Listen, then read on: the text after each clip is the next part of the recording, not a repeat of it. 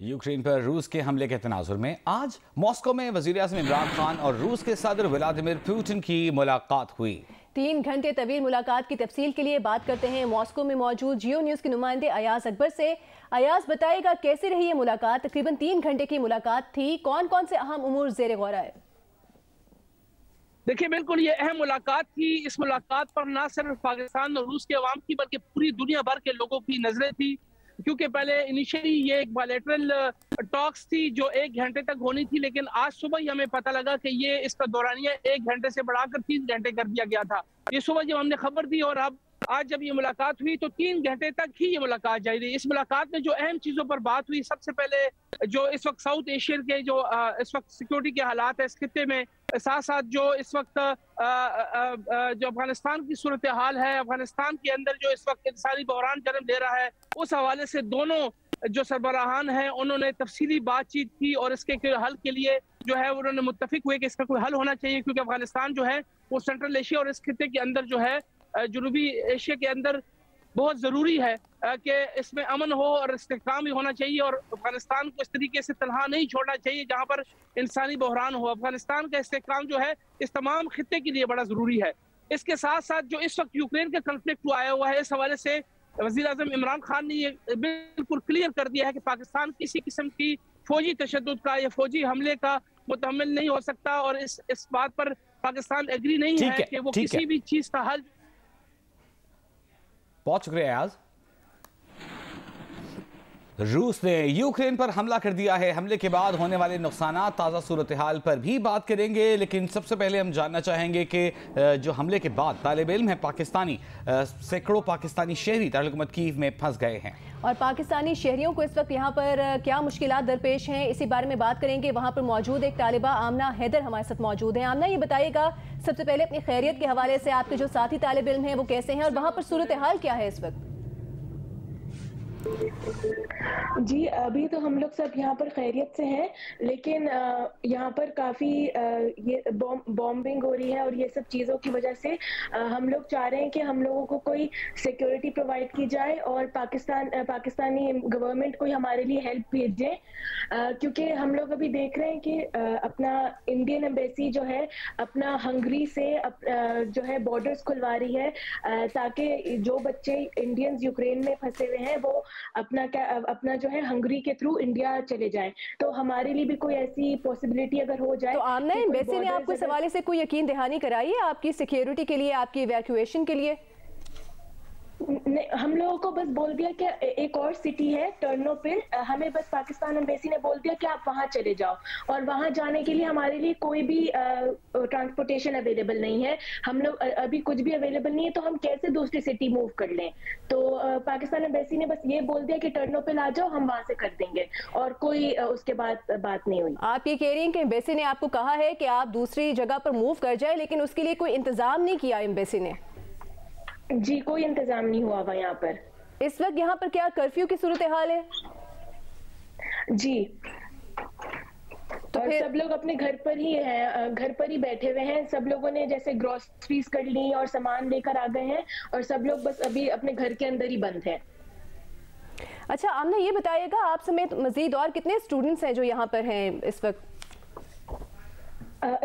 अच्छे खासे स्टूडेंट्स हैं यहाँ पर, अपना पाकिस्तानी कम्युनिटी अच्छी खासी है, अपना बहुत बच्चे हैं, मतलब मैं अगर काउंट भी नहीं कभी कर सकती, मतलब अच्छे खासे बच्चे हैं यहाँ पर हर सिटी में, बल्कि यूक्रेन की। तो इस वक्त जो है आप अपनी ही रेजिडेंस में मौजूद हैं या आपने कहीं और किसी दूसरी जगह पर पनाह ली है? और दूसरे स्टूडेंट्स का इसके बारे में क्या इस वक्त फिलहाल सूरत हाल है?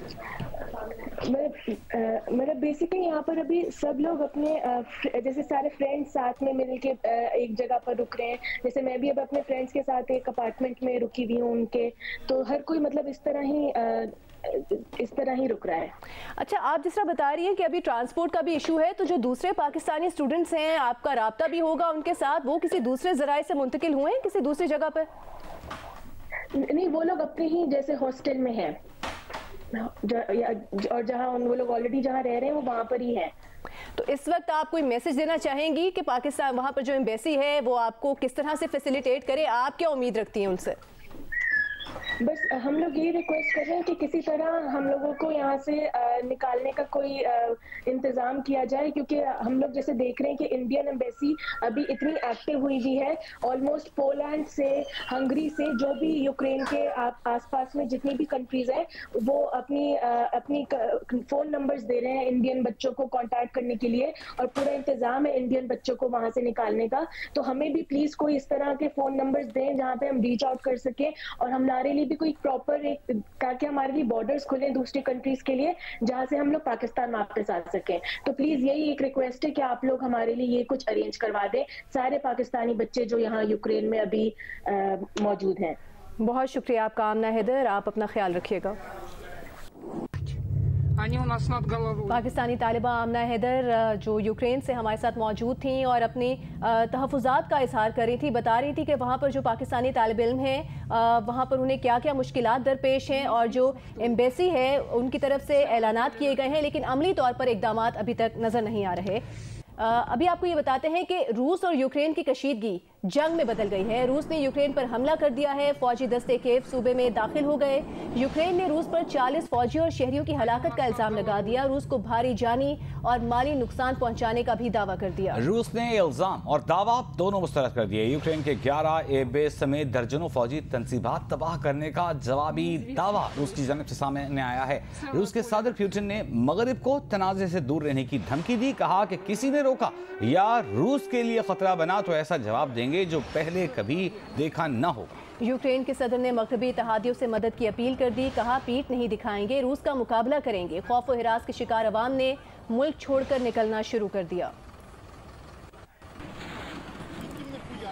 और अब आपको बताएं, मॉस्को में रूसी सदर व्लादिमीर पुतिन और वजीर आजम इमरान खान की मुलाकात के बाद वजीर आजम ऑफिस ने एलामिया जारी कर दिया है। एलामिया के मुताबिक दोनों रहनुमाओं ने दो तरफ़ा ताल्लुकात, इलाकाई और बैनुल-अक़वामी उमूर पर बातचीत की है। वजीर आजम इमरान खान ने सदर पुतिन के साथ हालिया महीनों में अपनी टेलीफोनिक गुफ्तगू को याद करते हुए इस एतमाद का इजहार किया कि मुस्तकबिल में भी दोनों ममालिक के ताल्लुकात में पेशरफ्त जारी रहेगी।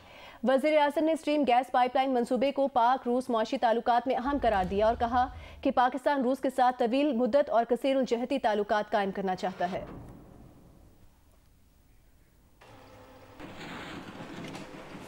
ऑस्ट्रेलियाई क्रिकेट टीम 24 साल बाद 27 फरवरी की सुबह इस्लामाबाद पहुंचेगी। ऑस्ट्रेलियाई टीम खुसूसी परवाज से पाकिस्तान आएगी। ऑस्ट्रेलियाई टीम दौरा पाकिस्तान में 3 टेस्ट मैचेस, 3 वनडे मैचेस और 1 T20 मैच खेलेगी। पहला टेस्ट 4 मार्च से रावलपिंडी में शुरू होगा।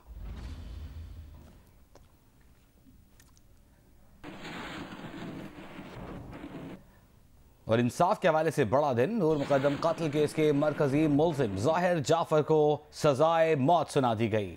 माली और चौकीदार को 10-10 साल कैद, जाहिर जाफर के वालिदैन समेत दीगर 9 अफराद बरी कर दिए गए। एडिशनल इन सेशन जज ने फैसला सुना दिया। साइंसी और फोरेंसिक शवाहिद से साबित हो गया कि जाहिर जाफर नूर मुकद्दम का कातिल है, उसे मौत की सजा दी जाए। इस्लामाबाद के एडिशनल इन सेशन जज अता रब्बानी ने नूर मुकद्दम कत्ल केस का फैसला सुना दिया। केस के मरकजी मुजरिम जाहिर जाफर को सजाए मौत के अलावा दीगर दफात के तहत मजमूई तौर पर 36 साल कैद और 8 लाख रुपए जुर्माना किया गया। जबरी ज्यादती पर 25 साल कैद और 2 लाख रुपए जुर्माना किया गया। मकतूला को अगवा करने पर 10 साल कैद और 1 लाख रुपए जुर्माने की सजा सुनाई गई। हब्से बजा में रखने पर मुजरिम जाहिर जाफर को 1 साल कैद बामुशक्कत की सजा सुनाई गई। चौकीदार इफ्तिखार और माली जान मोहम्मद को जुर्म में मुआवनत करने पर 10-10 साल की सजा और 1-1 लाख रुपए जुर्माना आयद किया गया। मरकजी मुजरिम के वालिदैन जाकिर जाफर और असमत आदमजी समेत थेरेपी वर्क्स के 6 मुलाजमीन को बरी कर दिया गया। अदालत ने तफसीली फैसले में करार दिया, नाकिस तफ्तीश जैसे एतराज़ात की साइंसी शवाहिद के सामने हैसियत नहीं। मुल्ज़िमान के वकला इस्तिगासा के शवाहिद जुटलाने में नाकाम रहे। इस्तिगासा ने साइंसी और फोरेंसिक शवाहिद से साबित किया कि नूर मुकद्दम का कत्ल जाहिर जाफर के हाथों ही हुआ और मकतूला की लाश जाहिर जाफर के कमरे से बरामद की गई। कैमरामैन नासिर मुगल के साथ अरफा फिरोज ज़की, जियो न्यूज़, इस्लामाबाद।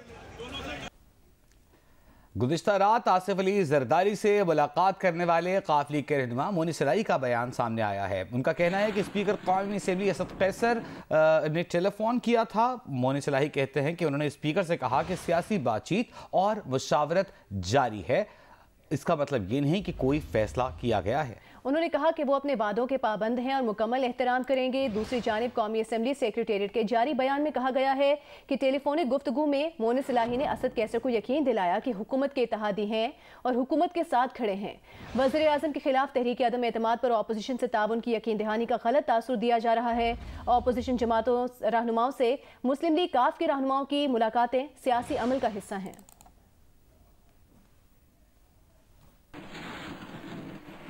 पीपल्स पार्टी के रहनुमा आसिफ जरदारी ने अमीर जमात इस्लामी सिराजुल हक से मुलाकात की। गुफ्तगू में कहा कि आपका एक वोट हमारे लिए इंतहाई अहमियत का हामिल है। उन्होंने कहा कि अदम एतमाद पर अगर आपको तहफ़्फ़ुज़ात हैं तो उन्हें दूर करने को तैयार हैं। अमीर जमात इस्लामी सिराजुल हक ने कहा कि उन्हें इलेक्ट्रॉनिक वोटिंग मशीन पर एतराज़ है। ज़राए के मुताबिक दोनों रहनुमाओं के दरमियान दिलचस्प गुफ्तगू रही। मैडम साहब को आप जानते इनसे मुलाकात की मैंने इसको कहा है बुर्का पहन तो सारी खिदमत करे ना मैं को अपना शौक को नहीं पर क्या करा देना दे हाथ से छोड़ देता तो मुल्क टुकड़े थी वैसे। दूसरी जानिब वज़ीर इत्तलात फवाद चौधरी ने मौलाना फजलुर रहमान, शहबाज शरीफ और आसिफ जरदारी की मुलाकात पर रद्द-ए-अमल दिया। कहा उनकी मजलिस और उनके चेहरे देखें, ये इमरान खान को हटाकर अपनी औलादों और माल का सोचेंगे या कौम का। सारे डाकू पाकिस्तान को लूट का माल समझते हैं, इन सबको जेलों में होना चाहिए, ना कि ये इजाज़त दी जाए कि मुल्क के खिलाफ साजिशें करते फिरें।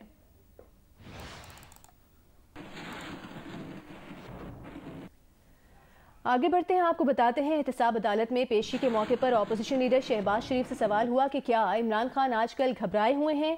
इस पर शहबाज शरीफ ने कहा कि मुल्क के सियासी माहौल को दिन रात गालियां देकर और चोर डाकू कहकर जहर आलूद कर दिया गया।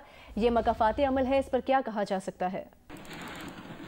क्या कहेंगे, इमरान खान आजकल घबराए हुए कर दिया गया है और मुल्क की जो सियासी जो माहौल है उसको दिन रात चोर डाकू और गालियां देकर उसको जहर आलूद कर दिया गया है। तो ये मकाफात अमल है और उसको क्या कहा जा सकता है।